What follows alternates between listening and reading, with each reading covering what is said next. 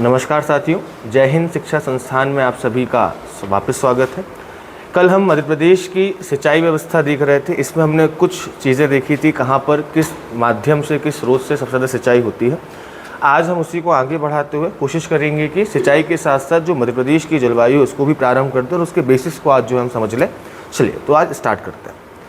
कल हमने देखा था कि जो है वो सिंचाई के स्रोत मध्य प्रदेश में हमने देखे थे कि मध्य प्रदेश में सिंचाई के कुल 4 सोर्स थे, 4 स्रोत थे।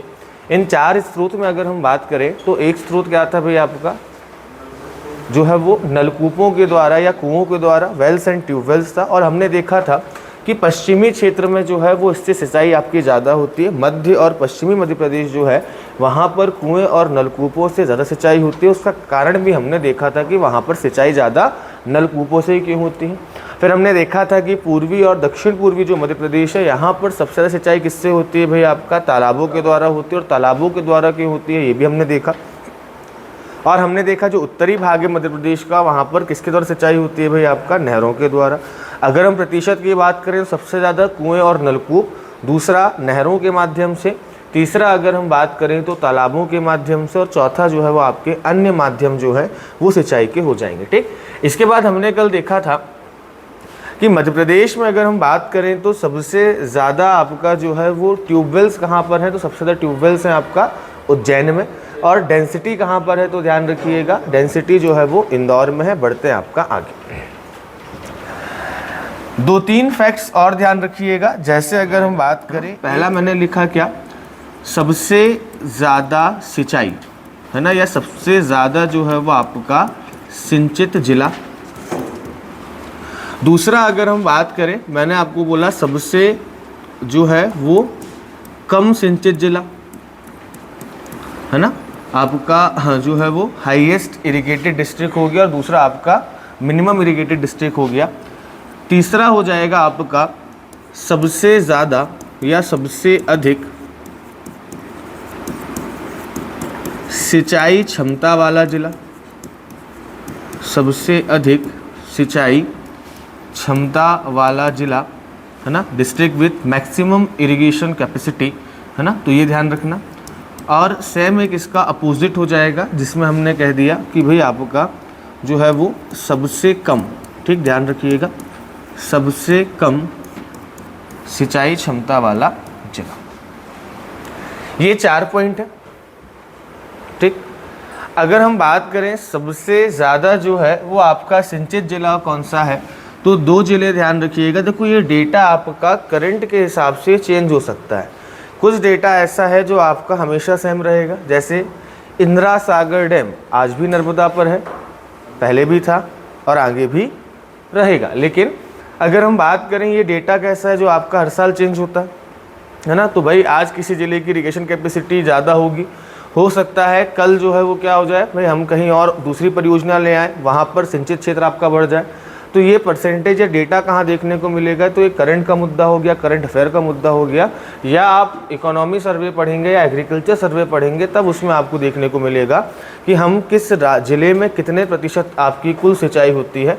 ये सब चीज़ें आपको उस सर्वे में देखने को मिलेगा।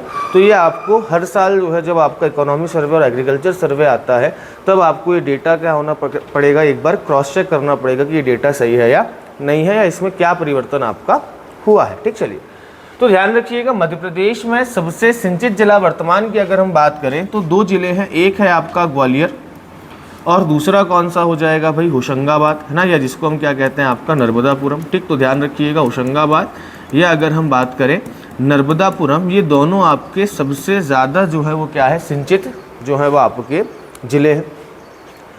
न्यूनतम में अगर हम बात करें तो कौन सा हो जाएगा भाई, डिंडोरी जिला हो जाएगा। ठीक, वैसे अगर हम बात करें तो भाई सबसे अधिक सिंचाई क्षमता वाला जिला ध्यान रखना ये हो जाएगा होशंगाबाद। ठीक, और दूसरा अगर हम बात करें तो आपका जो है वो सबसे कम सिंचाई क्षमता वाला जिला कौन सा हो जाएगा, बुरहानपुर हो जाएगा। ठीक, चलिए अब ध्यान रखना इन चारों में क्या डिफरेंस है, समझ के चलिएगा। 2 व्यक्ति हैं, एक व्यक्ति है आपका ए और दूसरा व्यक्ति है बी। ए व्यक्ति की जो सैलरी है वो है कितनी भाई आपकी 50,000 रुपये मंथ है ना, 50,000 रुपये महीना है। और बी व्यक्ति जो है इसकी सैलरी महीने की कितनी है भाई, मान के चलिए 25,000 रुपये पर महीना है। ठीक, तो ये तो क्या हो गई, इनकी इनकम हो गई। जिसकी सैलरी 25,000 रुपये है, इसके जो एक्सपेंसेस हैं मंथ के या भाई महीने में जो आपका खर्च करता है ये 20,000 रुपये खर्च करता है। ठीक, और जिसकी सैलरी 50,000 रुपये है, ये मान के चलिए इसके जो खर्चे हैं वो हैं आपके 15,000 रुपये। ठीक, चलो अब अगर मैं आपसे पूछूं कि भाई ए और बी में से ज़्यादा खर्च कौन करता है ना, मैथ पढ़ रहे हैं हम यहाँ पर। हाँ, तो ए और बी में से ज़्यादा खर्च कौन कर रहा है भाई, बी कर रहा है। लेकिन अगर मैं पूछूं कि भाई ज़्यादा खर्च करने की कैपेसिटी किसकी है, क्षमता किसकी है, ए की, है ना, क्षमता है, भले वो उसका प्रयोग नहीं कर रहा है। वैसे अगर हम बात करें तो सबसे ज़्यादा सिंचाई कहाँ पर हो रही है आपकी, ग्वालियर में। ज़रूरी नहीं है कि उसकी क्षमता ज़्यादा हो, है ना। होशंगाबाद और ग्वालियर क्या है आपके सबसे ज़्यादा सिंचित ज़िले हैं। पहले दतिया था यहाँ पर, अब क्या हो गया है, ग्वालियर हो गया है। तो सबसे ज़्यादा सिंचित ज़िला हम इसको मानते हैं। ज़रूरी नहीं है कि इसकी क्षमता भी ज़्यादा हो, क्षमता इसकी क्या हो सकती है भाई, कम हो सकती है, क्योंकि ग्वालियर क्षेत्र में हम देखेंगे तो वैसे ही पानी कम गिरता है, तो ध्यान रखिएगा। लेकिन अगर हम देखें दूसरे माध्यमों से सबसे ज़्यादा सिंचाई कहाँ पर होती है आपकी, ग्वालियर में होती है। ऐसी सबसे कम अगर हम बात करें तो कहाँ होती है, डिंडोरी में होती है। तो ये तो क्या हो गए सबसे ज़्यादा सिंचित जिले, मतलब इरिगेटेड डिस्ट्रिक्ट में आपका जो है सबसे ज़्यादा, और सबसे कम या न्यूनतम आपका इरिगेटेड डिस्ट्रिक्ट हो गया, सिंचित जिला हो गया। आगे अगर हम बात करें तो सबसे अधिक सिंचाई क्षमता वाला जिला, अब समझिएगा होशंगाबाद की अगर हम बात करें तो काली मिट्टी का क्षेत्र है कि नहीं, मालवा का क्षेत्र है काली मिट्टी यहाँ पर। दूसरा अगर हम बात करें तो नदी है नर्मदा, प्लस क्या है आपकी तवा नदी है। यहीं पर अगर आप देखेंगे तो भाई तवा नहर भी है, तवा नदी से आपकी तवा नहर भी निकाली गई है। और यहीं पर अगर हम बात करें तो मध्य प्रदेश की सर्वाधिक वर्षा होती है पचमढ़ी वाला क्षेत्र ना। तो आप देखेंगे यहाँ पर क्या है भाई आपके जल के बहुत सारे सोर्स हैं, है ना, नदी भी बह रही है, नहरें भी हैं। इसके बाद काली मिट्टी का क्षेत्र है तो ट्यूबवेल आसानी से हो सकते हैं, क्योंकि भाई वाटर लेवल ज़्यादा होगा, नदी है, पानी भी ज़्यादा गिर रहा है यहाँ पर।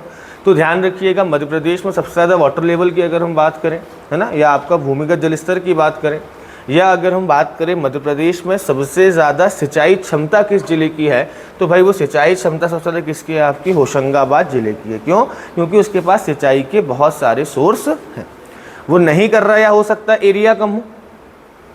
भाई अगर हम देखें तो कम एरिया में क्या हो रही हो आपकी सिंचाई हो रही हो, लेकिन क्षमता उसके पास ज़्यादा है। ठीक, ऐसे अगर हम बात करें तो बुरहानपुर आप देखेंगे सबसे कम सिंचाई क्षमता किसकी है भाई आपका, बुरहानपुर की। क्यों, अगर आप देखेंगे तो पहली चित्र तो मध्य प्रदेश के पश्चिम में है, और जैसे जैसे पश्चिम में जाएंगे वैसे वैसे वर्षा की मात्रा क्या होती जाएगी भाई आपका, कम होती जाएगी।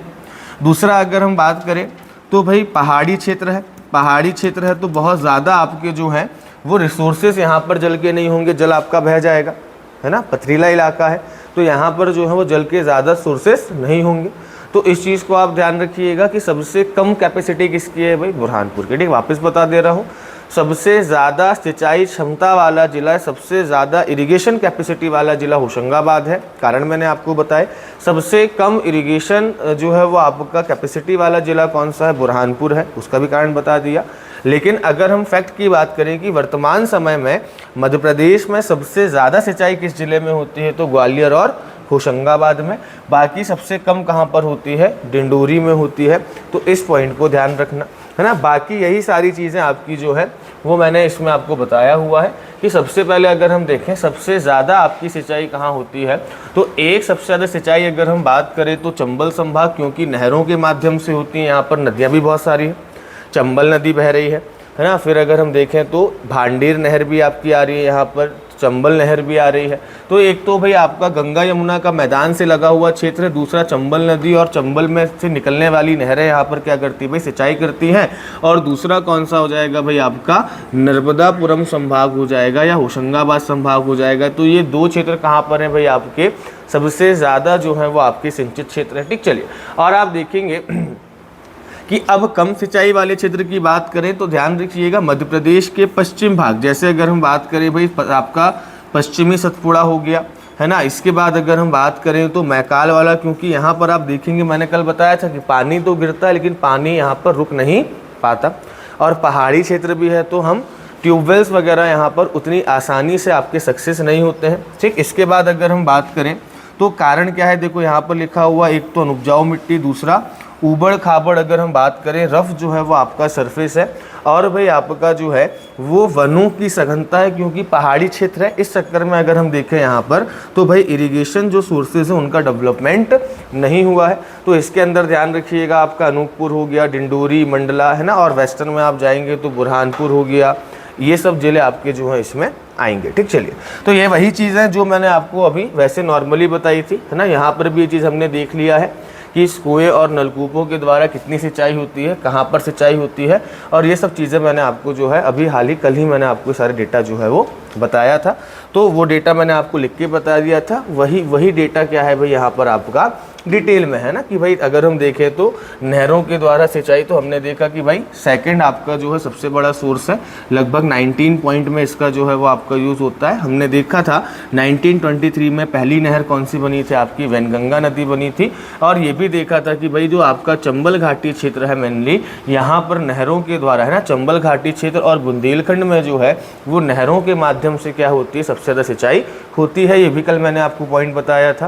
दूसरा मैंने आपको तालाबों के द्वारा भी बताया था कि भाई आपका जो है वो लगभग कुल 3% या 3.20% पर जो है वो तालाबों के द्वारा सिंचाई होती है। और एक योजना है बलराम ताल योजना, इसका संबंध किससे है भाई, आपका जो है वो तालाब निर्माण से है, ठीक। कल ये भी डेटा मैंने आपको बताया था, सर्वाधिक सिंचाई आपका जो है तालाबों के द्वारा कहाँ पर होती है, बालाघाट में होती है, और इसको टैंक सिंचाई भी कहा जाता है, क्योंकि तालाब एक टैंक के रूप में जो है वो बनाया जाता है, ठीक। चलिए, तो यही आपका पूरा डेटा है, ठीक। तालाबों के द्वारा सिंचाई हो गया, आपके ये सब चीज़ें हो गई। चलिए आगे बढ़ते हैं, नया टॉपिक आपका स्टार्ट करते हैं, जिसका नाम क्या है भाई, मध्य प्रदेश की जलवायु, क्लाइमेट, ठीक। चलिए,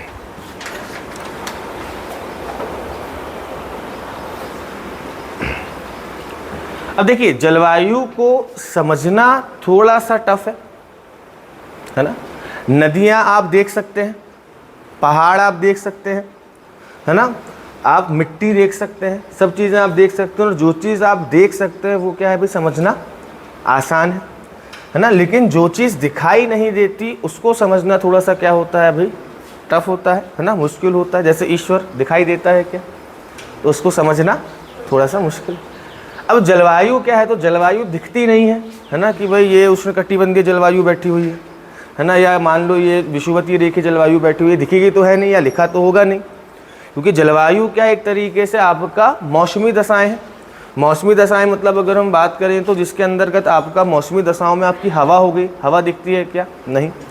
तापमान महसूस किया जा सकता है, तापमान दिखता नहीं है ना, आप उसको मेज़र करके देख सकते हैं, लेकिन आप तापमान देख सकते हैं क्या, नहीं। आप ह्यूमिडिटी देख नहीं सकते, केवल मेज़र कर सकते हैं।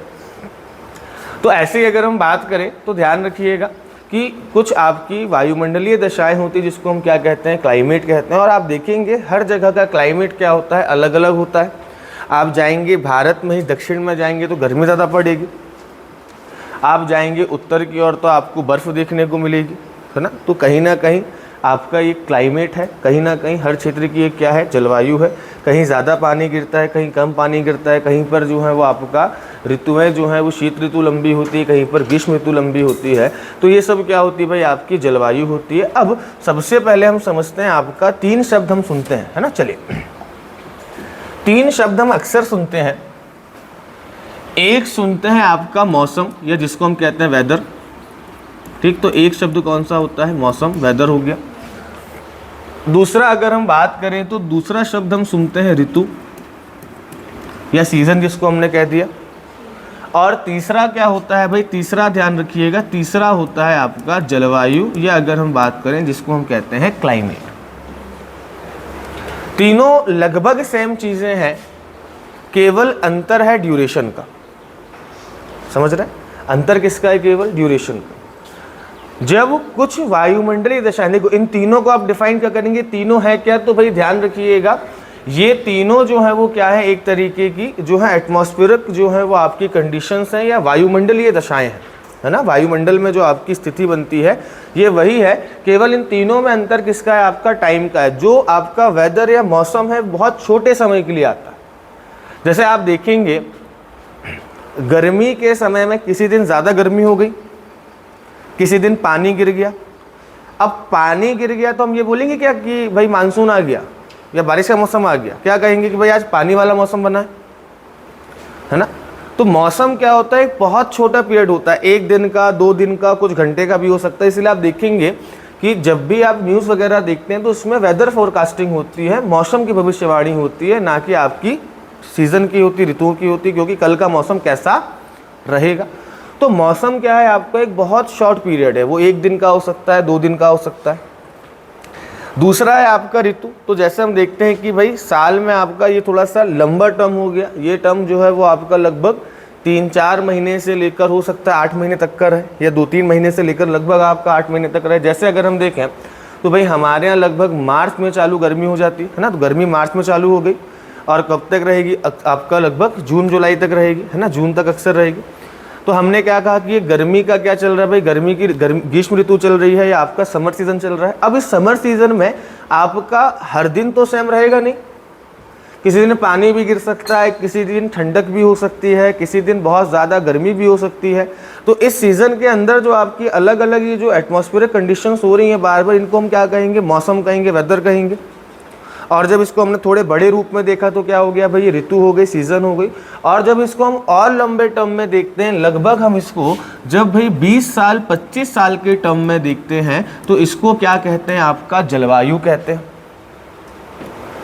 और एक जलवायु, जैसे अगर हम बात करें हमारे यहाँ ऋतुओं का एक पूरा पैटर्न है, पहले ग्रीष्मकाल आएगा, फिर वर्षा काल आएगा, उसके बाद शीतकाल आएगा। एक टेम्परेचर लगभग डिसाइड रहता है कि भाई इतना ठंडा भारत जो है वो होता है, बर्फबारी केवल आपको उत्तर में होती है। तो ये जो आपके सारे मौसम हो गए, सारी आपकी ऋतुएं हो गई, इसका जो पूरा पैटर्न है ये किसके अंतर्गत आता है, आपका जलवायु के अंतर्गत आता है। और इसीलिए कहा जाता है कि भाई जलवायु परिवर्तन क्या है, आपका एक बड़ा मुद्दा है, क्योंकि जब जलवायु परिवर्तन होगा तो भाई ऑटोमेटिक आपकी ऋतुओं में क्या आ जाएगा भाई, परिवर्तन आ जाएगा। जैसे अगर हम बात करें ग्रीष्मकाल होना आपका ऋतु हो गया, लेकिन ग्रीष्मकाल जो आजकल बहुत ज़्यादा गर्म हो रहा है, ये किसका आपका असर हो सकता है भाई, जलवायु परिवर्तन का असर हो सकता है ना। तो इस चीज़ को ध्यान रखिएगा, इसमें कोई डाउट है किसी को तीनों बातों में। सबसे छोटी कंडीशन कौन सी हो गई, 1 या 2 दिन की, मौसम हो गया। उससे बड़ी कंडीशन कौन सी हो गई भाई, ऋतु हो गई। और उस सबसे बड़ी कंडीशन जो लगभग 20-25 साल के लिए आएगी, इसको क्या कहेंगे भाई, आपका जलवायु कहेंगे, क्लाइमेट कहेंगे। ठीक, चलिए। तो यहाँ पर एक सामान्य जो है वो आपकी डेफिनेशन ध्यान रखिएगा, आपका जो है वो वेदर डायरेक्शंस का एक जनरलाइज्ड फॉर्म जो है, या मौसम की दिशाओं का एक सामान्यीकृत रूप क्या कहलाता है भाई, जलवायु कहलाता है। ठीक, मौसमी दशाओं का एक सामान्य रूप क्या कहलाएगा भाई, जैसे आप देखेंगे लगभग 1 साल आपका पूरा एक फिक्स रहता है कि इस टाइप की जो है वो आपके मौसम आएंगे, तो इनको हम क्या कहेंगे भाई, आपका जलवायु कहेंगे। या अगर इसको थोड़ा और डिटेल में देखेंगे तो भाई आपका किसी भी क्षेत्र विशेष की, किसी भी आपके जो है पर्टिकुलर रीजन की जो लॉन्ग टर्म वेदर कंडीशंस होती हैं या दीर्घकालीन मौसम दशाएं जो होती हैं, उसके एक ओवरऑल फॉर्म को क्या कहा जाता है भाई, क्लाइमेट कहा जाता है। और क्लाइमेट के अंदर क्या क्या आता है, तो भाई क्लाइमेट के अंदर आएगा आपका टेम्परेचर, तापमान। दूसरा अगर हम बात करें तो हवा चल रही है, हवा की डायरेक्शन किस ओर है, ये आपका जो है क्या होता है भाई, देखें तो क्लाइमेट के अंदर आता है। मतलब जो आप मौसम या ऋतुएं देखते हैं या क्लाइमेट देखते हैं, वो इन्हीं सब चीज़ों का आपका क्या है, रूप है। उसके बाद अगर हम बात करें तो भाई रेनफॉल, जैसे हम देखेंगे तो बारिश में क्या भाई, जहाँ पर आपका वर्षा ज़्यादा हुई उसको हमने क्या कह दिया, ये वर्षा ऋतु आ गई। जहाँ पर तापमान ज़्यादा हो गया उसको हमने ग्रीष्मकाल कह दिया, जहाँ पर तापमान कम हो गया उसको हमने क्या कह दिया भाई, शीतकाल कह दिया, है ना, विंटर कह दिया। तो तापमान हो गया, वायु हो गई, वर्षा हो गया। इसके बाद ह्यूमिडिटी हो गई, आर्द्रता, है ना, जल में आपकी। जैसे अगर हम देखें तो जब भी गर्मी के बाद हल्का सा पानी गिरता है तो क्या होता है, गर्मी भले ही कम हो लेकिन उमस हो जाती है, ह्यूमिडिटी, क्योंकि जो है वो आपकी हवा शुष्क होती है, ड्राई होती है। गर्मी के समय में हवा सूखती है, और जब हवा सूखी होती है तो उसके अंदर जल धारण करने की क्षमता क्या होती है, ज़्यादा होती है। और जब आपका पानी गिरता है तो वो आपका जो है जलवाष्प को क्या करती है, ग्रहण कर लेती है। इसके बाद अगर हम बात करें इन सब चीज़ों का जो आपका एक रूप है, इनको क्या कहा जाता है, आपका जलवायु कहा जाता है ना। तो जलवायु का मतलब आप समझिएगा यही चीज़ है कि किसी भी क्षेत्र की लंबे समय तक जो मौसमी दशाएं होती है उसको क्या कहते हैं, आपका जलवायु कहते हैं। ठीक, अब जलवायु में हम देखते हैं कि ऋतु परिवर्तन होता है, कैसे होता है, सब चीज़ हमको जो है वो आपका समझना पड़ेगा। ठीक, चलिए आगे अगर हम बात करें तो हमको देखना है मध्य प्रदेश की जलवायु। ठीक, एक चीज़ ध्यान रखिएगा, मध्य प्रदेश की जलवायु देखने के पहले अगर हम देखें तो भाई ध्यान रखना 0 डिग्री से 23.5 डिग्री है, जिसको हम क्या कहते हैं, आपका कर्क रेखा। ठीक, 0 डिग्री से ऊपर आप यहाँ पर 0 डिग्री हो गई, यहाँ पर विषुवतीय जलवायु पाई जाती है। इसके बाद आप मान के चलिए लगभग 5 डिग्री जो है वो आपका नॉर्थ, 5 डिग्री आपका साउथ से लेकर जो है 5 डिग्री नॉर्थ हो गया, 5 डिग्री साउथ हो गया, इससे लेकर आपका जो है वो मकर रेखा और कर्क रेखा के बीच का जो क्लाइमेट पाया जाता है इसको कहा जाता है सब ट्रॉपिकल क्लाइमेट, या अगर हम बात करें उष्ण कटिबंधीय। ठीक, तो ध्यान रखिएगा अगर हम बात करें तो भाई आपका जो है वो विषुवत से लेकर, या विषुवत में आपका लगभग 5 डिग्री आप बात करें 5 डिग्री लैटिट्यूड जो होता है वहाँ से लेकर ट्रॉपिक ऑफ कैंसर या ट्रॉपिक ऑफ कैप्रिकॉर्न है ना, मकर रेखा या कर्क रेखा के बीच का जो आपकी जलवायु होती है, या इस पेटी को हम क्या कहते हैं, इस बेल्ट को हम क्या कहते हैं, सब ट्रॉपिकल कहते हैं, है ना। तो एक चीज़ ध्यान रखना, भारत की जलवायु जब भी आएगी तो कौन सी हो जाएगी, आपकी उष्ण कटिबंधीय जलवायु हो जाएगी, क्योंकि भारत से जो है वो 23.5 डिग्री कर्क रेखा कहाँ से निकलती है, बीचों बीच से निकलती है। तो एक चीज़ ये ध्यान रखना कि क्या अगर हम बात करें तो भारत की एक जलवायु पैटर्न कौन सा हो गया, आपका उष्ण कटिबंधीय या सब ट्रॉपिकल हो गया। दूसरा, भारत में हवाओं के डायरेक्शन से भी एक जलवायु है। जैसे आप देखेंगे 6 महीने जो है वो हवाएं आपकी कहाँ से भाई आप देखेंगे तो नॉर्थ वेस्ट से आपका जो है, सॉरी अगर हम देखें जो आपका साउथ वेस्ट है, दक्षिण पश्चिम से जो है वो कहाँ बहेगी भाई, आपका नॉर्थ ईस्ट बहेगी 6 महीने, और 6 महीने उल्टे डायरेक्शन में बहेगी। और जहाँ पर आपका जो है वो मौसम में परिवर्तन के साथ साथ हवाओं की दिशाओं में परिवर्तन के साथ साथ मौसम में परिवर्तन हो जाए उसको कहा जाता है मानसूनी जलवायु। तो भारत के रिस्पेक्ट में एक चीज़ ध्यान रखिएगा, भारत की जो जलवायु है वो कौन सी है भाई, आपका सब ट्रॉपिकल मानसूनी, आपका मानसूनी क्लाइमेट है या उष्ण कटिबंधीय मानसूनी जलवायु है। ठीक, अब ध्यान रखिएगा कि भाई मध्य प्रदेश किसका पार्ट है, भारत का। तो जब भारत में उष्ण कटिबंधीय मानसूनी जलवायु पाई जा रही है, सब ट्रॉपिकल मानसूनी क्लाइमेट आपका पाया जा रहा है, तो भाई मध्य प्रदेश में भी पाया जाएगा, है ना। तो ध्यान रखिएगा, इसको आप याद रख लेना कि भाई आपका जो है ये मध्य प्रदेश की जलवायु, जब आप ये बेल्ट आपको तब समझ में आएंगे जब आप वर्ल्ड ज्योग्राफी पढ़ेंगे। वर्ल्ड ज्योग्राफी में आप जो है जब बेल्ट पढ़ते हैं तब आपको समझ में आता है कि हाँ भाई 0 डिग्री से लेकर सब ट्रॉपिकल बेल्ट होता है, फिर आपका जो है इक्वेटर बेल्ट होता है, तो ये आपके अलग अलग बेल्ट्स होते हैं। ठीक, तो ध्यान रखना, अभी हम केवल मध्य प्रदेश की क्लाइमेट पढ़ रहे हैं इसलिए डीप में बहुत ज़्यादा नहीं जाएंगे। अभी केवल ये ध्यान रखना कि अगर हम देखें तो लैटिट्यूड के हिसाब से हमारी क्लाइमेट कैसा है, सब ट्रॉपिकल। और अगर हम बात करें तो जो आपका हवाओं की दिशाएं हैं उसके हिसाब से कैसा है भाई, मानसूनी है। इसीलिए ध्यान रखिएगा कि मध्य प्रदेश का जो आपका क्लाइमेट होगा वो कैसा होगा भाई, ट्रॉपिकल या सब ट्रॉपिकल मानसून टाइप आपका क्लाइमेट होगा, इस बात को ध्यान रखिएगा। ठीक, चलिए आगे अगर हम बात करें तो अभी यहाँ पर देखेंगे कि भाई क्लाइमेट केवल जो है या किसी भी क्षेत्र की जलवायु केवल उसकी स्थिति पर निर्भर नहीं करती कि वो कहाँ पर, उस स्थिति की बनावट कैसे। जैसे एक छोटे से एग्जांपल के तौर पर अगर हम बात करें तो भाई ये आपका एक पर्टिकुलर एरिया जहाँ हम पढ़ रहे हैं, अब यहाँ पर देखा जाए तो भाई सीमेंट का भी एरिया बना हुआ, पत्थर का एरिया बना हुआ और मिट्टी भी है। अब आप देखेंगे पत्थर के ऊपर आपको क्या लगेगा, ज़्यादा गर्म लगेगा, और मिट्टी के ऊपर कम गर्म लगेगा, है ना। कई बार होता है ना, हम जैसे भाई किसी समारोह वगैरह में जाते हैं और नंगे पैर हैं, गर्मी के समय में शादी हो रही है तो रोड में चल रहे हैं तो हम कहाँ आ जाते हैं, साइड में आ जाते हैं मिट्टी में। क्यों? क्योंकि मिट्टी क्या होती है आपकी, कम गर्म होती है। तो कहीं ना कहीं अगर हम बात करें तो केवल आपका जो है वो स्थिति के हिसाब से जलवायु नहीं होती है, आपका उस क्षेत्र के प्रकृति कैसी है, उस क्षेत्र का नेचर कैसा है, उस पर भी डिपेंड करता है कि भाई वहाँ की क्लाइमेट कैसा होगा, वहाँ की जलवायु कैसे होगी, वो अभी हम सब चीज़ें समझेंगे।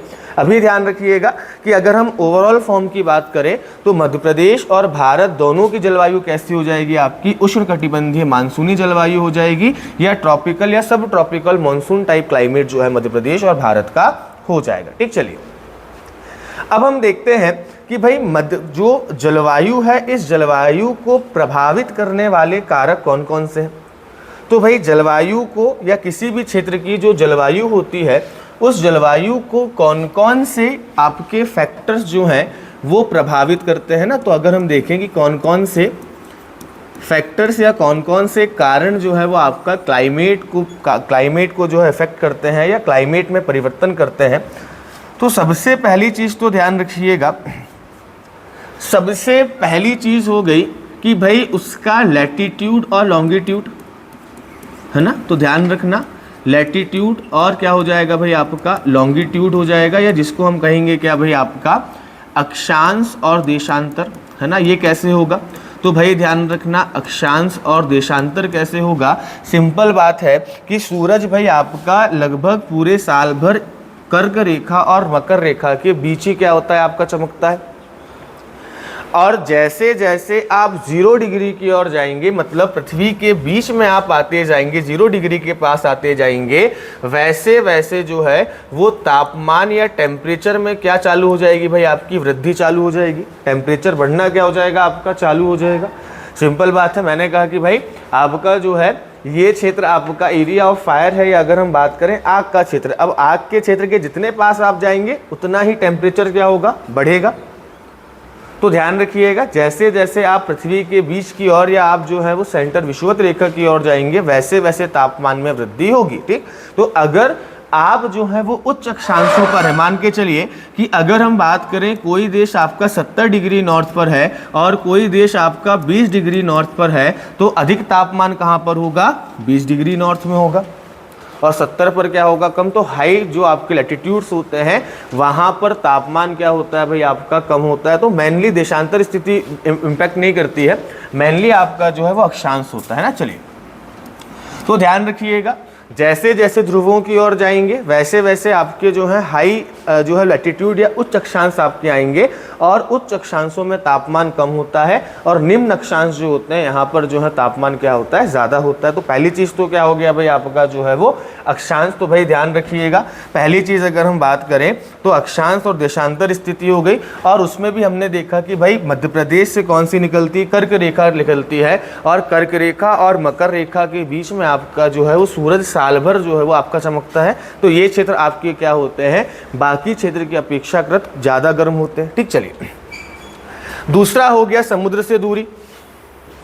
ठीक, समझिएगा समुद्र से दूरी, अब ये कैसे काम करता है। तो आपने देखा होगा कि जैसे अभी गर्मी का मौसम है, आप जैसे ही किसी तालाब के पास खड़े होंगे तो आपको थोड़ा सा ठंडक महसूस होगी कि नहीं होगी, है ना।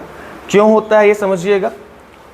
जैसे मान के चलिए दिन का समय है, ठीक, या पहले इसको लिख लो फिर समझा देता हूँ। पहला पॉइंट क्या हो गया आपका अक्षांश हो गया, दूसरा क्या हो गया भाई आपका समुद्र। समुद्र हम क्यों ले रहे हैं, क्योंकि भाई छोटे एरिया में आपका कोई भी तालाब वगैरह हो सकता है, लेकिन हम बड़े क्षेत्र की जब बात करते हैं तो आपका समुद्र जो है वो क्या करता है, वहाँ की क्लाइमेट को डिसाइड करता है। कैसे करेगा वो भी हम देखते हैं। तो भाई ध्यान रखिएगा, दूसरा क्या हो गया आपका समुद्र से जो है वो आपका दूरी या आपका जो है डिस्टेंस फ्रॉम सी हो जाएगा कि समुद्र से वो स्थान कितनी दूरी पर है।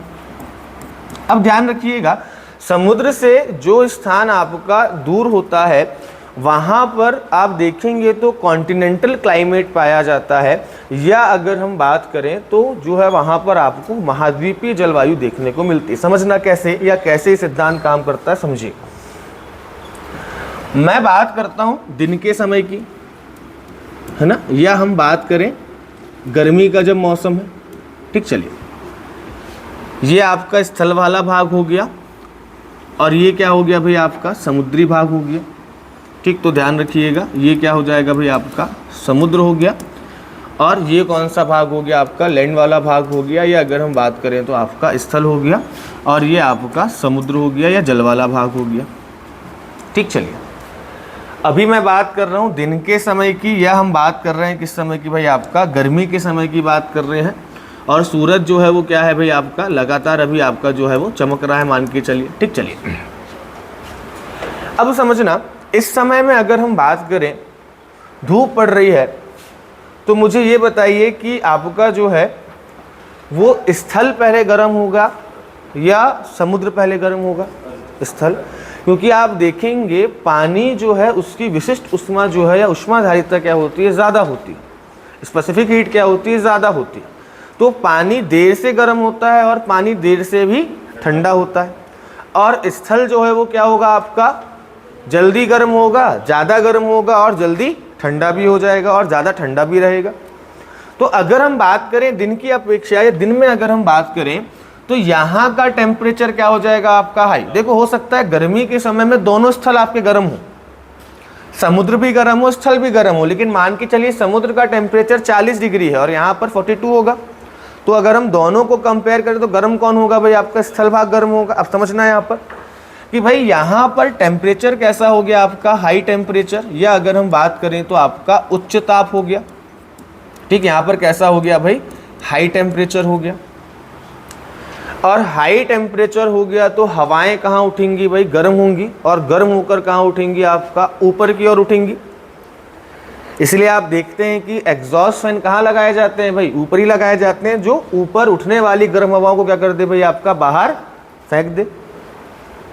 तो ध्यान रखिएगा कि अगर हम बात करें तो आप क्या होगा यहाँ पर, जहाँ पर स्थल वाला भाग है ये आपका ज़्यादा गर्म होगा। ज़्यादा गर्म होने की वजह से क्या होगा, यहाँ पर हाई टेम्परेचर होगा, और हाई टेम्परेचर होगा तो यहाँ से हवाएं कहाँ उठेंगी भाई, आपका ऊपर की ओर उठेंगी।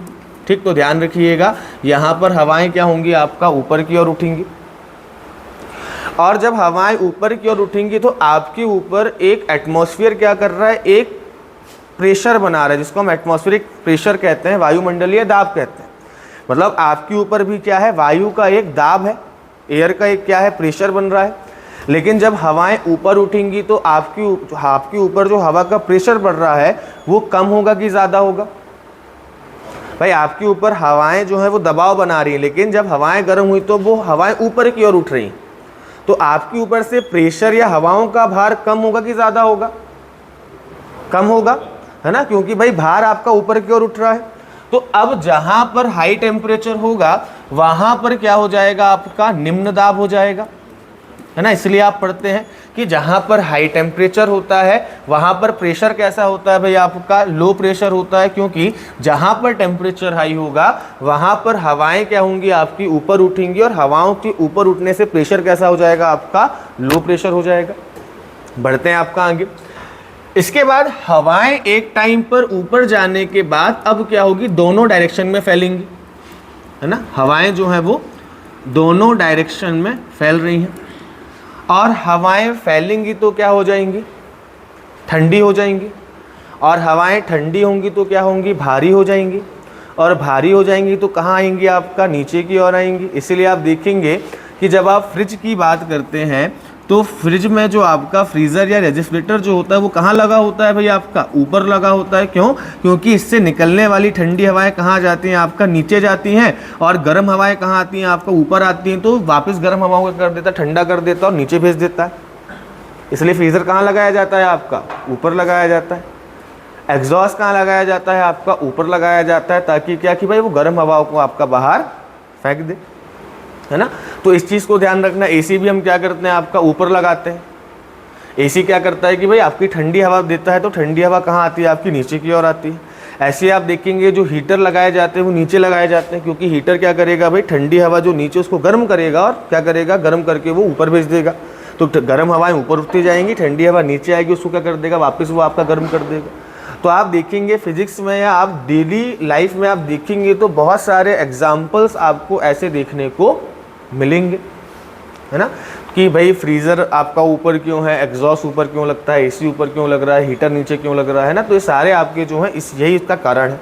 ठीक, चलो अब ध्यान रखना, यहाँ पर हवाएं ठंडी हुई तो हवाएं कहाँ उतरेंगी भाई, आपका नीचे उतरेंगी। अब ये हवाएं कहीं ना कहीं तो जाएंगी, जाएंगी कि नहीं जाएंगी, जाएंगी। यहाँ की हवाएं जो है वो ऊपर उड़ गई, तो यहाँ पर क्या बन गया है भाई, एक वैक्यूम बन गया है। तो यहाँ पर आप देखेंगे कि भाई जैसे ही आपकी हवाएं उठी हैं, तो हवाएं उठने की वजह से इस क्षेत्र में क्या बन गया है भाई, अगर हम देखें तो एक आपका निर्वात, या अगर हम बात करें हवाएं कम हो गई है, या यहाँ पर आपका एक तरीके से एक वैक्यूम बन गया है। और अब हवाएं क्या करेंगी, इस वैक्यूम को भरने के लिए इस ओर आएंगी। ठीक, उदाहरण देखना, कभी आपने क्या किया कि भाई इस कमरे में हवन किया, इस रूम में हवन किया, धुआं धुआं हो गया, और आपने एक टेबल फैन जो है वो उसको बाहर की ओर मुंह करके लगा दिया उसका। अब आप देखेंगे वो पूरा धुआं कहाँ फेंकेगा, बाहर की ओर। क्यों फेंकेगा, क्योंकि वो अपने हवा को आगे पास कर रहा है, तो पीछे क्या बन रहा है आपका, वैक्यूम बन रहा है। और पीछे अगर वैक्यूम बन रहा है तो भाई अब वो दूसरी हवाएं उसको रिप्लेस करने के लिए आपका आएंगी, तो वो हवाएं आई, उनको भी कहाँ फेंक दिया आपका, बाहर फेंक दी। या कभी ऐसे कोशिश कीजिएगा कि एक बिल्कुल बंद कमरा हो, और बंद कमरे में आप क्या करना कि भाई एग्जॉस्ट लगाना केवल ऊपर, और एग्जॉस्ट को चालू कर दीजिएगा, कमरा पैक होना चाहिए पूरा। आप देखेंगे धुआं बाहर नहीं जाएगा। क्यों, क्योंकि भाई उसको पीछे से वैक्यूम ही नहीं मिल रहा, एयर ही नहीं मिल रही। या आपने कभी देखा होगा कि अभी आप लोग ट्राई कर सकते हैं, सबके घर में कूलर होगा, अपने कमरे को पूरा बंद कर देना और कूलर चालू कीजिएगा, कूलर के सामने बैठिएगा, या किसी अपने दोस्त को कूलर के सामने बैठाइएगा। आप देखेंगे अगर कमरा पूरा बंद होगा ना, तो कूलर हवा ही नहीं देगा, चलेगा बराबर, लेकिन आपको कूलर हवा नहीं देगा।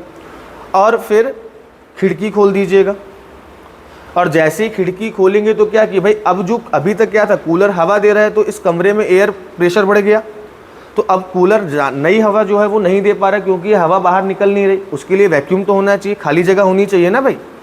भाई इस क्लास में मुझे लोगों को भरना हो तो भाई जगह खाली होनी चाहिए ना, कि मैंने एक गेट बना दिया, वहाँ से लोग निकलते जा रहे हैं और दूसरे गेट से लोग आते जा रहे हैं, तभी नए लोग आ पाएंगे। तो आप देखना कि जैसे ही आप खिड़कियाँ खोलेंगे तो कूलर क्या करना चालू कर देगा, आपको हवा देना चालू कर देगा। और जितना आपका ओपन एरिया होगा, कूलर उतनी बेहतर हवा देगा, क्योंकि उसको उतनी एयर जो है वो उतनी तेज़ी से वो अपनी क्षमता से फेंक पा रहा है। बचपन में एक ट्रायल हमने सबने और किया होगा, है ना, हमने लॉजिक लगाया वो कूलर क्यों ठंडी हवा देता है, क्योंकि कूलर के चारों ओर जो है वो खस लगी होती है ना, और गीली होती है। और कई बार ऐसा होता है कि भाई हम नानी वानी के यहाँ गए, वहाँ कूलर तो है, लेकिन कूलर में कोई बड़े व्यक्ति को सुला दिया गया, हमारे पास केवल एक पंखा है, टेबल फैन है ना, या फर्राटा गाँव में जो शादियों वगैरह में होता है फर्राटा, तो हम क्या करते हैं, कोई भी कपड़ा वपड़ा गीला कर दिया और सोचेंगे इसके पीछे लगा देंगे तो ठंडी हवा देगा। सोचा था ना, और सबने लगभग एक ना एक बार ये कोई काम किया होगा। और आपने गीला कपड़ा क्या किया, उस पंखे के ऊपर डाल दिया पीछे साइड, और आप इस उम्मीद से डाल रहे हैं कि अब आपको बहुत आनंद की अनुभूति होने वाली, क्योंकि कपड़ा गीला है तो आपको ठंडी ठंडी हवा मिलेगी।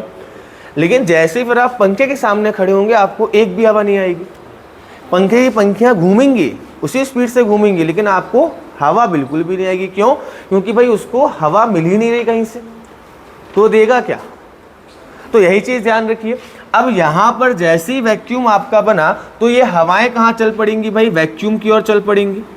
और समझिएगा, देखो यहाँ पर हाई टेम्परेचर है, इसके कंपैरिजन में यहाँ पर कैसा टेम्परेचर है भाई, आपका निम्न ताप है, या इसको हम कह सकते हैं आपका लो टेम्परेचर है। और जहाँ पर लो टेम्परेचर होगा वहाँ पर हवाएं नीचे उतर रही हैं, तो भाई आपका दाब कैसा हो जाएगा, यहाँ पर उच्च दाब हो जाएगा, या यहाँ पर हाई प्रेशर हो जाएगा। ठीक। और अब आप देखेंगे कि अब जो आपका हवाओं का डायरेक्शन चल रहा है धरातल पे, ये आपका निम्न ताप से कहाँ चल रहा है भाई, आपका उच्च ताप की ओर चल रहा है। या आप कह सकते हैं कि भाई हाई प्रेशर से कहाँ चल रहा है, आपका लो प्रेशर की ओर चल रहा है। इसलिए आप पढ़ते हैं हमेशा कि भाई हवाएं जो है वो हवाओं की डायरेक्शन किस ओर से किस ओर होती है, तो हवाएं जो हैं वो आपका हाई प्रेशर से कहाँ चलती हैं भाई, लो प्रेशर की ओर चलती हैं। और दूसरा अगर हम देखें तो आपका लो टेम्परेचर से कहाँ चलती हैं भाई, हाई टेम्परेचर की ओर चलती हैं। तो ये हमने देखा, ये हमने पढ़ा भी है। और अब आप ये समझ लीजिए कि ऐसा क्यों होता है। तो अभी हमने देखा कि हवाएं क्यों जो है वो आपका हाई प्रेशर से लो प्रेशर की ओर चल रही है ना। चलिए आगे बात करते हैं। अब क्या होगा कि भाई समुद्र भी गर्म है, ठीक है। अब मान के चलिए समुद्र गर्म है और बीच में यहाँ पर मान के चलो कोई पर्वत बना हुआ है, ठीक, कोई आपका क्या बना हुआ है, पहाड़ बना हुआ है। अब इन हवाओं ने क्या किया भाई, समुद्र भी आपका गर्म हो रहा होगा, तो इसमें जलवाष्प या आपका वेपराइजेशन होगी, है ना, वेपर होगा, और हवा क्या करेगी, उस वेपर को अपने साथ अब जो है वो लेके हुए चलेगी, हवा की ह्यूमिडिटी बढ़ जाएगी, हवा के अंदर जल की मात्रा आ जाएगी। आप देखते हैं गर्मी में कपड़े जल्दी सूखते हैं, क्यों सूखते हैं गर्मी में जल्दी कपड़े, क्योंकि भाई गर्मी में हवा बिल्कुल ड्राई होती है, सूखी होती है, और जैसे उसको पानी मिलता है तो पानी को ग्रहण कर लेती है ना। इसलिए आप देखेंगे कि गर्मी में क्या होते हैं, कपड़े, आपके जो कपड़े वगैरह कोई भी जगह आपकी जल्दी सूखती है, वेपराइजेशन आपका ज़्यादा होता है, क्यों, क्योंकि भाई उस समय आपकी हवा बहुत ज़्यादा ड्राई होती है ना। तो ध्यान रखना, हवा ड्राई है तो अपने साथ इसने क्या ले ली, ह्यूमिडिटी ले ली। अब जो है हवाएं क्या होंगी, अब भाई सिंपल बात है, एक बात बताओ, 50 किलो का आदमी जो है वो ज़्यादा तेज चल पाएगा या ज़्यादा ऊंचा कूद पाएगा, या 90 किलो का आदमी, क्यों, क्योंकि उसका वजन कम है। अब देखो यहाँ पर हवाएं हल्की थी, लेकिन यहाँ पर जैसे जैसे ह्यूमिडिटी उसने ली वैसे वैसे हवाएं क्या हो गई, भारी हो गई, वेट उनका बढ़ गया, और जब वेट बढ़ गया तो उनकी ऊपर चढ़ने की क्षमता क्या हो गई, आपकी कम हो गई। अब ये हवाएं जो हैं वो पर्वतों से टकराएंगी, पर्वतों से टकराकर ऊपर बढ़ने का प्रयास करेंगी, क्यों, क्योंकि उनका टारगेट कहाँ पर आना है भाई, इस लो प्रेशर पे आना है उनको, हवाओं को लो प्रेशर पे आना, इसलिए हवाएं ऊपर की ओर बढ़ेंगी, ऊपर की ओर जाएंगी तो ठंडी होंगी, ठंडी होकर बादलों का निर्माण होगा, और उसके बाद क्या होगी, आपकी बारिश होगी। इसलिए आप देखेंगे जहाँ पर पर्वत होते हैं वहाँ पर क्या होती है भाई, ज़्यादा बारिश होती है। आप पचमढ़ी की बात कर लीजिए, आप वेस्टर्न घाट की बात कर लीजिए, क्योंकि हवाओं के पास ह्यूमिडिटी होती है, हवाएं टकराकर ऊपर की ओर चढ़ती हैं, और ऊपर की ओर चढ़कर क्या होती है, ठंडी होती है, बादलों का निर्माण होता है, और उसके बाद जो है वहाँ पर क्या होती है, आपकी बारिश होती है। इसलिए भारत में अधिकतर जो आपकी बारिश होती है वो पर्वतीय प्रकार की होती है। ये क्लाइमेट का कॉन्सेप्ट समझा रहा हूँ आपको, इसको समझे बिना आप नहीं समझ पाएंगे कि हवाएं कहाँ से कहाँ चलेंगी। अभी आपको इस मैप से एक चीज़ ये समझ में आई कि हवाएं कहाँ से कहाँ चलती हैं भाई। अगर मैं कहूँ कि इंदौर में तापमान ज़्यादा है भोपाल की अपेक्षा, तो आप अनुमान लगा सकते हैं कि हवा कहाँ से कहाँ चल रही होगी, इंदौर से भोपाल की ओर, कि भोपाल से इंदौर की ओर। भाई अगर आप देखें हवा कहाँ से कहाँ चल रही है भाई, लो टेम्परेचर से हाई टेम्परेचर की ओर। तो अगर भोपाल का टेम्परेचर कम है, इंदौर का ज़्यादा है, तो भाई भोपाल में आपका हाई टेम्परेचर है तो कैसा होगा भाई, आपका लो प्रेशर होगा। और भाई इंदौर में आपका जो है वो लो टेम्परेचर है तो प्रेशर कैसा होगा, आपका हाई। तो जहाँ का तापमान कम होगा वहाँ से अधिक तापमान की ओर क्या चलेंगी भाई, हवाएं चलेंगी, है ना। तो इस चीज़ को आप ध्यान रखिएगा। यही आप फिजिक्स में पढ़ते हुए आते हैं या आप जो ज्योग्राफी में पढ़ते हुए आते हैं कि हवाएं जो हैं वो आपका निम्न दाब से उच्च दाब से जो है वो निम्न दाब की ओर चलती है ना, इसका सिद्धांत ही है। दूसरी स्थिति इसकी अपोजिट कर देते हैं ना। अब एक चीज़ समझना, गर्मी के समय में अगर कोई व्यक्ति यहाँ खड़ा होगा तो संभावना है उसको कि ठंडी हवा लगेगी, क्योंकि भाई ये हवाएं जो आ रही हैं ये इसकी अपेक्षा कैसी है, ठंडी है। तो ये हवाएं क्या करेंगी, इस क्षेत्र को आपका ठंडा कर देंगी, है ना। चलिए दूसरा अगर हम देखें तो दूसरा देखते हैं इसकी अपोजिट कंडीशन। ठीक, चलिए तो ये ध्यान रखना, इस पॉइंट से हमने क्या सीखा, इससे हमने सीखा कि भाई हवाएं जो हैं वो आपका हाई, जहाँ पर आपका हाई प्रेशर होगा या लो टेम्परेचर होगा वहाँ से कहाँ चलेंगी भाई, आपका जो है वो लो, आपका हाई टेम्परेचर या लो प्रेशर की ओर जो है वो आपका चलेंगी, हमने देख लिया। ठीक, चलिए अब समझते हैं आपकी दूसरी स्थिति। अब ये दूसरी स्थिति कब की हो जाएगी भाई, या तो शीतकाल इसको कह लीजिए या तो आप रात्रि का समय कह लीजिए। ठीक, समझना। अब हम बात करते हैं रात्रि के समय की, वापस यही आपका जो है डायग्राम बनाते हैं। ये क्या हो गया भाई, आपका ये समुद्र हो गया, और दूसरा ये क्या हो गया भाई, आपका स्थल हो गया। अब इसमें समझिएगा, रात्रि का समय है, और रात्रि के समय में अगर हम बात करें तो भाई आप मुझे बताइए कि ठंडा कौन हो गया होगा जल्दी, स्थल वाला भाग, क्योंकि पानी ने तो गर्म होने के लिए क्या लिया भाई, आपका दिन भर लिया। इसलिए आप देखेंगे कभी कभी ठंडी में आप जाकर अचानक जो किसी तालाब के पानी को छुएगा, आपको वो क्या लगेगा, गर्म लगेगा, गर्माहट का एहसास होगा। या कई बार ऐसा हुआ है कि आप बाहर से आए हैं घूम के ठंडी के समय में और आपने अपने हाथ पैर धोए तो पानी आपको गर्म लगा है, जबकि पानी आपका सामान्य टेम्परेचर पर था।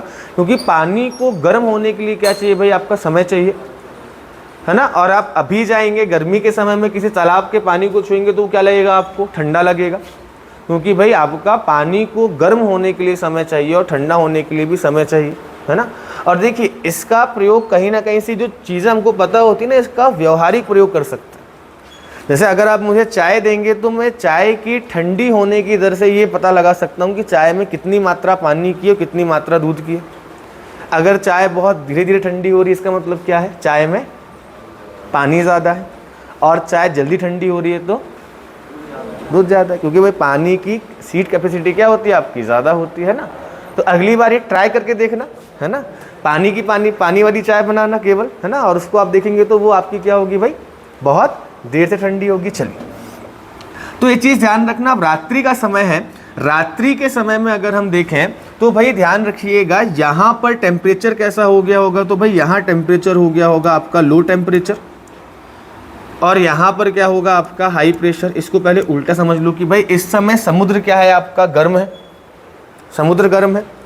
और समुद्र में अगर हम बात करें, समुद्र आपका स्थल की अपेक्षा या आपका जो लैंड वाला पोर्शन है उसकी अपेक्षा गर्म है, तो भाई यहाँ पर आपका प्रेशर कैसा होगा, हाई टेम्परेचर स्थल की अपेक्षा, क्योंकि स्थल ठंडा हो चुका है रात में, लेकिन समुद्र जो है वो क्या है, अभी आपका गर्म है।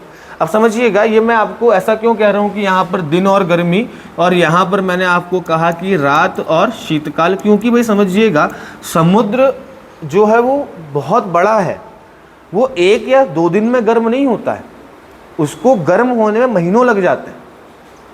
तो ग्रीष्मकाल की अगर हम बात करें तो जब ग्रीष्मकाल लगभग समाप्त होता है तब तो समुद्र क्या होता है आपका, गर्म होता है ना। चलिए, तो ध्यान रखिएगा कि अगर हम देखें तो भाई यहाँ पर क्या हो गया, रात के समय या शीतकाल के समय समुद्र क्या हो जाएगा भाई आपका जो है ज़्यादा गर्म होगा। वापस वही कंडीशन, गर्म हुआ तो हवाएं कहाँ उठ रही हैं भाई आपका, ऊपर की ओर उठ रही हैं, और हवाएं ऊपर की ओर उठकर क्या होंगी भाई, दोनों ओर आपका क्या हो जाएंगी, फैल जाएंगी। ठीक, इसके बाद हवाएं जो है वो फैली, हवाएं फैलकर क्या हुई भाई आपका, ठंडी हुई। अब यहाँ पर ध्यान रखना, हवाएं ऊपर उठ रही हैं तो प्रेशर कैसा बनेगा भाई आपका, लो प्रेशर बनेगा। तो ध्यान रखिएगा यहाँ पर प्रेशर कैसा बन रहा है भाई आपका, लो प्रेशर बन रहा है। अब जहाँ पर हवाएं आपकी नीचे उतर रही हैं तो यहाँ पर आपका जो है वो हाई प्रेशर बनेगा, और फिर हवाएं कहाँ चलेंगी भाई आपका, वैक्यूम की ओर चलना चालू होंगी, तो ये डायरेक्शन आपका बनेगा। अब ध्यान रखिए, यहाँ पर समुद्र आपका गर्म है, जल सोर्स है, जल आपका जल वाला क्षेत्र गर्म है, तो भाई यहाँ से जलवाष्प भी होगी उसके साथ साथ, और आपका ऊपर उठी फैली। अब हो सकता है कि यहाँ पर रिटर्न में पर्वत पड़ जाए आपके पास, और रिटर्न में जब पर्वत पड़ेगा तो यही कंडीशन क्या हो जाएगी आपकी, वापस उल्टी हो जाएगी। अगर पर्वत नहीं पड़ता है तो क्या होगा भाई, यहाँ पर हवाएं टकराएंगी दोनों, इस ओर से भी ऐसा साइकिल एक बन रहा होगा, दोनों हवाएं टकराएंगी, ऊपर उठेंगी, ऊपर उठ के यहाँ पर बादल बनाएंगी, और यहीं पर क्या होगी आपकी, बारिश होगी। फिर और ऊपर उठकर जो हल्की हो गई तो और ऊपर उठी, और ऊपर उठकर आपका फैल गई। तो ये साइकिल आपका चलता रहेगा। तो कहीं ना कहीं अगर हम बात करें तो एक समुद्र की उपस्थिति, देखो यहाँ पर क्या है कि जब आपका स्थल गर्म है तो समुद्र से कौन सी हवाएं आ रही हैं, ठंडी हवाएं, और यहाँ पर जब आपका स्थल ठंडा हो गया तो यहाँ से कैसी हवाएं आ रही, लगभग अपेक्षाकृत गर्म हवाएं आ रही हैं। तो कहीं ना कहीं जो क्षेत्र समुद्र के पास होता है वहाँ पर जो आपकी क्लाइमेट होता है, जो आपका वहाँ पर जलवायु होती है, वो एक प्रकार की बैलेंस्ड क्लाइमेट होता है या सम जलवायु होती है। मतलब वहाँ पर तापमानों में बहुत ज़्यादा अंतर देखने को नहीं मिलता। आप देखेंगे दक्षिण साइड जाएंगे, गोवा केरल साइड जाएंगे तो यहाँ पर तापमान में बहुत ज़्यादा अंतर नहीं है। लेकिन अगर आप दिल्ली जाएंगे तो दिल्ली क्यों बहुत ज़्यादा गर्म और बहुत ठंडा हो जाता है, आपका ग्वालियर वाला क्षेत्र क्यों बहुत ज़्यादा गर्म बहुत ज़्यादा ठंडा हो जाता है, क्योंकि ये समुद्र से आपका दूर है। तो यहाँ पर बैलेंस करने के लिए आपकी जो समुद्र से आने वाली हवाएं हैं, इनको बहुत लंबा सफ़र जो है वो आपका तय करना पड़ता है, और तब तक वो अपनी एक्चुअल पावर या कैपेसिटी जो है वो खो चुकी होती है। ठीक, चलिए, तो ये पॉइंट समझ में आया कि समुद्र कैसे बैलेंस करता है और हवाओं की डायरेक्शन कैसे तय होती है, पानी कैसे गिरता है, ये समझ में आया कि भाई आपका जो मानसूनी क्लाइमेट, इसी को हमने क्या कह दिया भाई, मानसूनी क्लाइमेट कह दिया। जैसे जब हमारे यहाँ गर्मी का मौसम चल रहा है, तो आप मुझे बताइए जब हमारे यहाँ गर्मी का मौसम चल रहा होगा तब हवाएं हमारे पास कहाँ से आ रही होंगी, समुद्र की ओर से आ रही होंगी। और इसीलिए आप देखेंगे समुद्र से हवाएं आती हैं, इसलिए गर्मी के तुरंत बाद क्या आती है भाई आपका, बारिश आती है। और अगर हम देखें तो हम कहते हैं मानसून लौट रहा है, मानसून लौटने में क्या होता है, हमारे यहाँ ठंडी आती है, और भाई हवाएं क्या चलती हैं आपकी, उल्टी डायरेक्शन की ओर चलती हैं। तो आप अनुमान लगा सकते हैं कि गर्मी में हवा कहाँ से कहाँ आ रही है और ठंडी में हवा कहाँ से कहाँ जा रही है। तो ध्यान रखिएगा, एक पॉइंट आपका कौन सा हो गया, ये हो गया। ठीक, चलिए, तो हमने देखा कि भाई क्या क्या हो गया, एक तो कर्क रेखा की उपस्थिति हो गई, दूसरा अगर हम बात करें तो भाई समुद्र से दूरी हो गई, तीसरा हमने पर्वतों की स्थिति भी देखी कि भाई जहाँ पर पर्वत होंगे वहाँ पर वो क्या करेंगे भाई, आपका पानी को रोककर गिराने का प्रयास करेंगे। आप देखेंगे हवाओं की डायरेक्शन हमने देखा कि भाई जो आपका भारत में मानसून आता है वो साउथ वेस्ट से आता है, इस डायरेक्शन में आता है। और आप देखेंगे अरावली की भी डायरेक्शन ऐसी है सीधी, तो ये हवाओं को रोक नहीं पाता, क्या करता है भाई, सीधा निकल जाता है। तो यहाँ पर आप देखेंगे राजस्थान में ज़्यादा पानी नहीं गिरता है। लेकिन आप देखेंगे वेस्टर्न घाट, तो वेस्टर्न घाट आपका इस टाइप का बना हुआ है ऐसे, और हवाएं सीधे आकर क्या हो रही है भाई, इससे टकरा रही है, बैरियर के रूप में काम कर रहा है। तो आप देखेंगे केरल वाले क्षेत्र में क्या होता है, ज़्यादा पानी गिरता है। तो पर्वतों की स्थिति भी क्या करती है भाई, आपका डिपेंड करती है, क्योंकि पर्वतों की स्थिति ऐसी होनी चाहिए कि वो क्या कर सके भाई, आपका हवाओं को रोक सके। भाई मेघालय में आपने सुना है मासिनराम या चेरापूंजी सबसे ज़्यादा पानी गिरता है। क्यों गिरता है, क्योंकि वहाँ पर 3 पहाड़ियाँ हैं, गारो, घासी, जयंतियाँ, और वो इस तरीके से फैली हुई हैं यू आकार में। और जब हवाएं यहाँ पर आएंगी तो ये हवाओं को क्या कर लेंगी, पकड़ लेंगी। किसी को पकड़ना हो तो क्या करोगे, ऐसी करोगे ना भाई, कहीं से वो निकल ना पाए। तो अब क्या होगा, यहाँ पर हवाओं को वो पकड़ लेगी और अगल बगल से निकलने नहीं देगी, इस कारण क्या होगा, यहाँ पर ज़्यादा पानी गिरेगा। तो ध्यान रखिएगा पर्वतों की स्थिति, अगर मान लीजिए यही आपका शेप यू ऐसे ना होकर ऐसे होता तो क्या होता, हवा आपकी जो है अगल बगल से निकल जाती। तो पर्वतों की स्थिति भी क्या करती है भाई, किसी भी क्षेत्र के क्लाइमेट में या किसी भी क्षेत्र में वर्षा कराने में क्या करता है भाई, आपका बहुत बड़ा योगदान देता है। इसके बाद भाई हिमालय की स्थिति समझिएगा। हिमालय की स्थिति समझिए, कैसे समझना, मैंने आपको अभी यहाँ पर एक कॉन्सेप्ट समझाया कि भाई जो हवाएं हैं वो आपका कम तापमान से कहाँ चलेंगी, अधिक तापमान की ओर चलेंगी। ठीक, चलिए अब हिमालय के बारे में समझिएगा। अगर हम देखें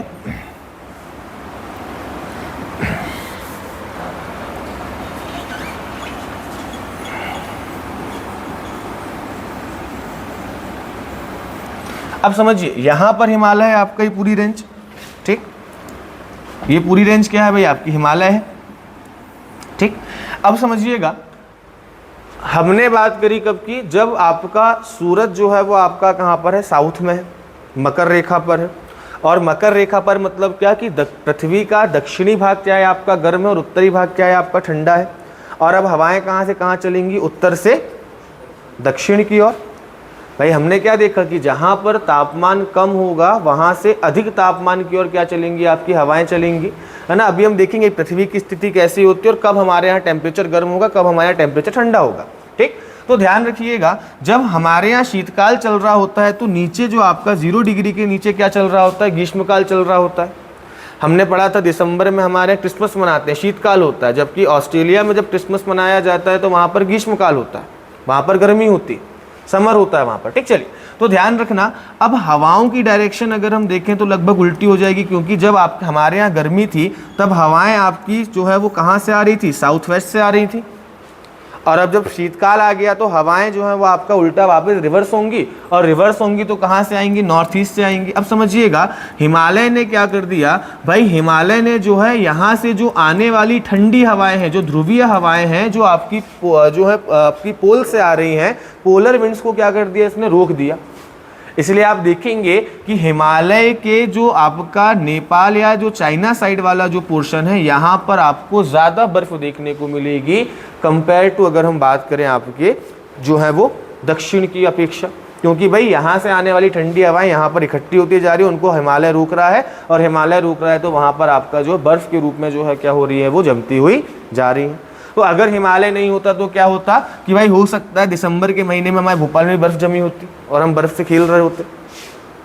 ठीक, तो ये चीज़ ध्यान रखना, हिमालय भी क्या करता है, आपका भारत के क्लाइमेट को और मध्य प्रदेश के क्लाइमेट को जो है वो आपका क्या करता है भाई, उसमें परिवर्तन या उसको प्रभावित करने में बहुत बड़ी भूमिका निभाता है। ठीक, चलिए अगला क्या था, अगला अगर हम देखें तो हमने पर्वतों की स्थिति देख ली, हिमालय की स्थिति देख ली।